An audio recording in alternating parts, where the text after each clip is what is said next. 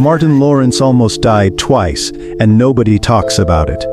That's right, the man who made millions laugh nearly lost his life on two separate occasions, and the reasons behind these incidents reveal a dark side of Hollywood that most people never see. I'm about to show you evidence that will change how you view one of comedy's biggest stars forever. Stick around because the truth gets darker as we go deeper. Let's start with the basics. Martin Lawrence wasn't just another comedian, he was the comedian of the 1990s. While other funny men told jokes, Martin created an entire universe. He gave us Big Mama, Shanine, Jerome, and countless other characters that are still quoted today. His TV show Martin pulled in over 11 million viewers every week. That's more than most shows get today, with 300 million Americans watching. Back then there were only 250 million people in the country. But here's something you probably don't know. Martin's rise to fame was lightning fast. And that speed came with a price. In just 3 years, he went from doing small comedy clubs to hosting one of HBO's biggest shows, starring in his own sitcom, and working with Eddie Murphy. Most comedians take decades to reach that level. Martin did it in 36 months. The pressure was insane. His breakthrough came in 1989 with Spike Lee's Do the Right Thing. Martin played a small role, but people noticed him. He had something special, a raw energy that jumped off the screen, but it was 1990's House Party that really showed his talent. He played Bilal, and even though he wasn't the main character, he stole every scene he was in. The audience couldn't take their eyes off him. Then came House Party 2, and a role in Eddie Murphy's Boomerang. Working with Eddie Murphy was huge. This was one of the biggest comedy stars in the world, and he wanted Martin in his movie. That's when Hollywood knew Martin was the real deal. By 1992, HBO picked him to host Def Comedy Jam, and his own show Martin launched just 1 month later. Think about that timeline. Most people struggle to handle one big job. Martin was juggling 4 major projects at once. He was hosting a weekly TV show, starring in his own sitcom, doing movies, and still performing stand-up comedy. That's not human, that's superhuman. But even superhumans have breaking points. The Martin Show wasn't just popular, it was a cultural event. Thursday nights belonged to Martin Lawrence. Families would gather around their TVs to watch him play multiple characters in one episode. He'd be Martin Payne, the regular guy trying to make it in Detroit. Then he'd switch to his crazy neighbor Shania, complete with a wig and attitude. Then he'd become the old man Jerome with his raspy voice and bitter complaints. Each character had their own voice, walk, and personality. But here's what's crazy. Martin would sometimes play 3 different characters in the same scene. He'd have conversations with himself. The camera work and editing had to be perfect. Martin had to remember different lines, different voices, and different body language all in the same day. It was like watching 5 different actors, but it was just one man doing it all. The physical and mental demand was exhausting. Now here's where things get interesting. In 1994, Martin reached what every comedian dreams of, hosting Saturday Night Live. This is the biggest stage in comedy. Legends are made on that stage. But Martin's appearance became one of the most controversial moments in SNL history. During his opening speech, he made jokes about women's hygiene that crossed the line. The network got 200 angry phone calls. NBC banned him for life. They even removed his entire opening from all future reruns. Martin said he did the same jokes during practice, and nobody complained. NBC said he changed his material during the live show. Someone was lying, but the damage was done. Martin Lawrence was no longer welcome at Saturday Night Live. When Eddie Murphy came back for a special reunion show years later, Martin wasn't invited. That had to hurt, but that controversy was nothing compared to what happened next, and this is where Martin's story gets really scary. In 1996, on a hot summer day in Los Angeles, people found Martin wandering the streets. He was wearing heavy winter clothes in 90-degree heat. He was waving his arms and screaming at the top of his lungs, "They're trying to kill me," over and over again. "They're trying to kill me." Witnesses said he looked terrified, not confused, not drunk, not high, terrified. Like someone was actually chasing him. He was looking over his shoulder, checking behind cars, acting like his life was in danger. The police had to hold him down because he was fighting so hard. One witness said, he looked like a man running for his life, who was trying to kill him. Martin never said. The media called it a mental breakdown and moved on. But think about this logically. You're one of the biggest stars in America. You're making millions of dollars.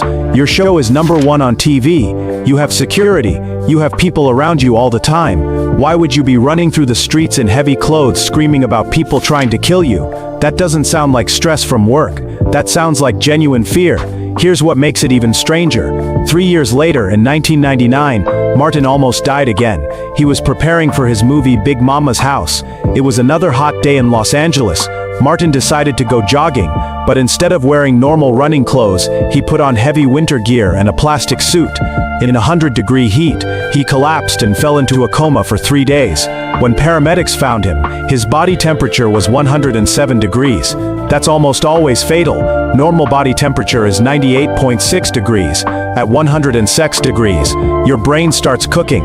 At 107 degrees, most people die. Doctors had to pack Martin in ice and put him on life support. His organs were shutting down one by one. For 72 hours, nobody knew if he would live or die. The official story was heat exhaustion. But here's the question nobody asked. Why would someone wear heavy clothes in extreme heat twice?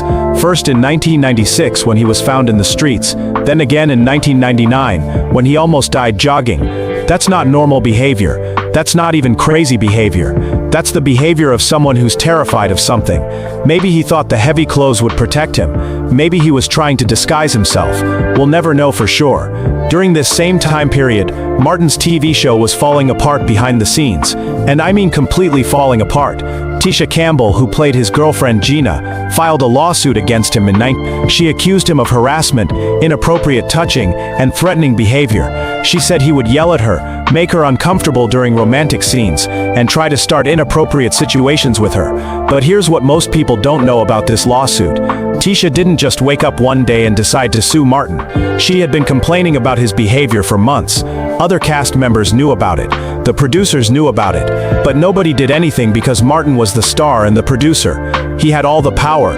Tisha said Martin would lose his temper for no reason. He would kick walls and break things on set.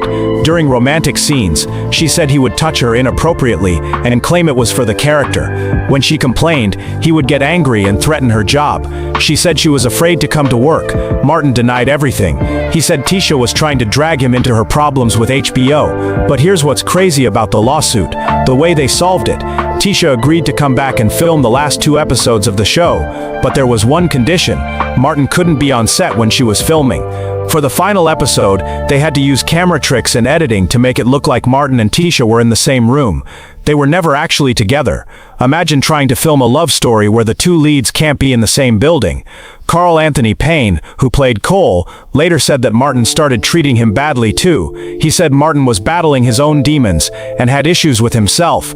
Even Garrett Morris, the older actor who played Martin's neighbor, got fired from the show for no clear reason. Martin was pushing away everyone who had helped make him successful. But the most telling insight came from Dave Chappelle. Dave understood the pressure of comedy fame better than anyone. He said Martin was the guy who showed everyone you could make it from the streets to Hollywood. But Dave also saw what that success cost Martin. He watched his friends struggle with demons that most people couldn't understand. Fast forward to recent years, and fans have noticed something different about Martin. During interviews for Bad Boys Ride or Die in 2024, clips of Martin went viral, but not for good reasons. People were worried about his health.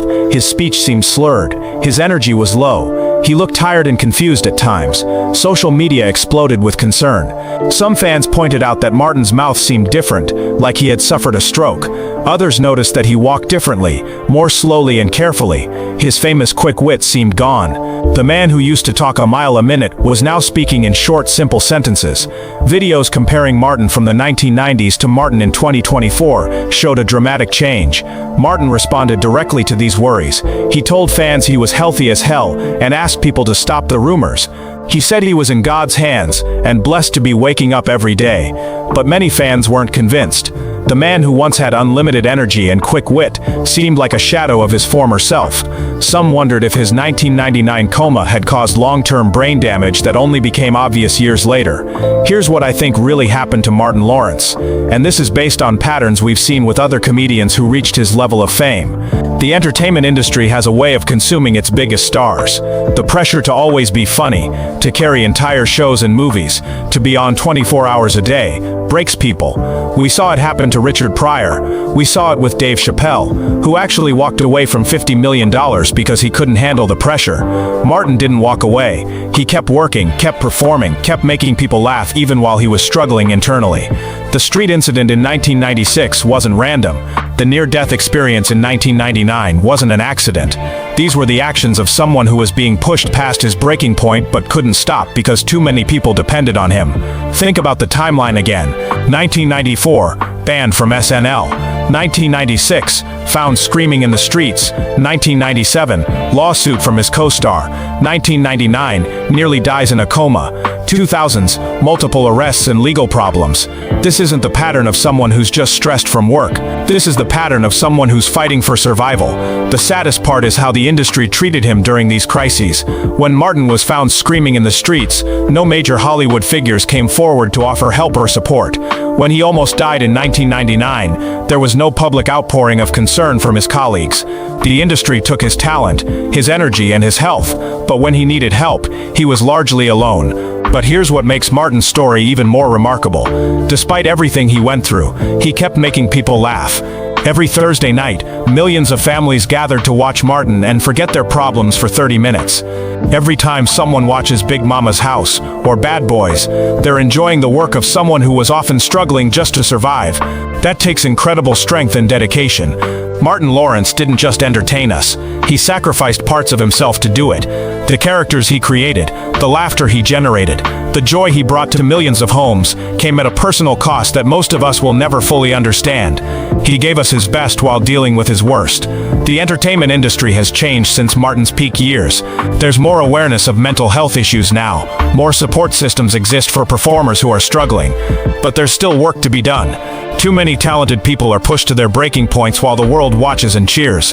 Martin's story teaches us that the people who make us laugh are human beings with real problems, real fears, and real needs. They deserve our respect, not just our entertainment.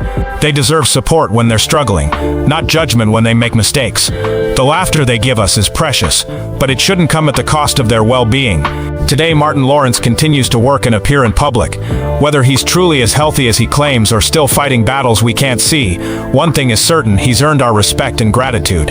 He took risks, pushed boundaries, and paid prices that most comedians never have to pay. He showed us that authentic voices could find mainstream success, even if that success came with unexpected costs. The next time you watch Martin Lawrence perform, remember the journey it took to get there. Remember the struggles, the sacrifices, and the strength it took to keep going when everything seemed to be falling apart. Remember that behind every laugh is a human being who chose to share their gift with the world, even when that world wasn't always kind in return. Martin Lawrence almost died twice, but he survived to keep making us laugh, and that's a story worth remembering. If this opened your eyes to the real story behind Martin Lawrence, hit that subscribe button because we're just getting started with the untold truths of Hollywood.